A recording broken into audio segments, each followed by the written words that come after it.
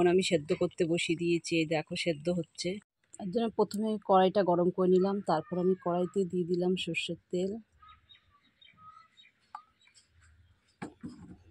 এবার তেলটা একটু গরম হয়ে গেছে, তো এতে দিলাম আমি শুকনো লঙ্কা, তেজপাতা আর কালো জিরা দিয়ে ভালো করে এটাকে একটু নাড়িয়ে নিলাম।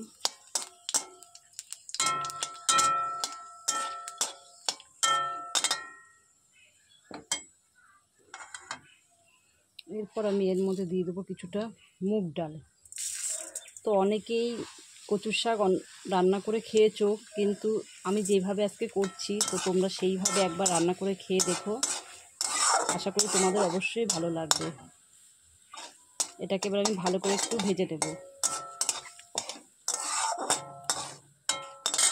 দেখো ডালটা ভালো করে ভাজা হয়ে গেছে, একটা মুগ ডাল দিয়ে দিয়েছিলাম, তো ওটা একটু ভালো করে একটু ভেজে নিয়েছি। এবার আমি এর মধ্যে দিয়ে দেবো কচুর শাকটা, যেটা আমি সেদ্ধ করে রেখেছিলাম।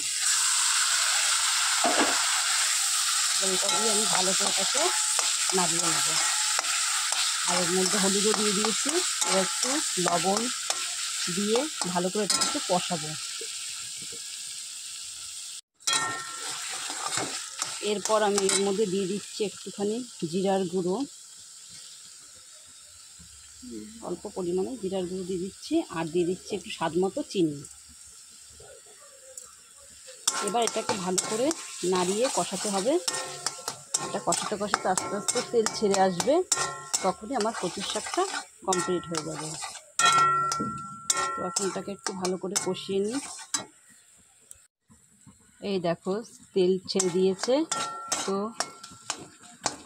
এই দেখো নাড়া দিলে পরে সহজে উঠে আসছে, কড়াইতে আর লেগে যাচ্ছে না।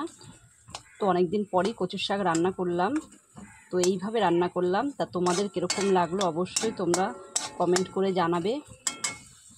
আমার কচুর শাক রান্না কমপ্লিট, তো তোমাদের কীরকম লাগলো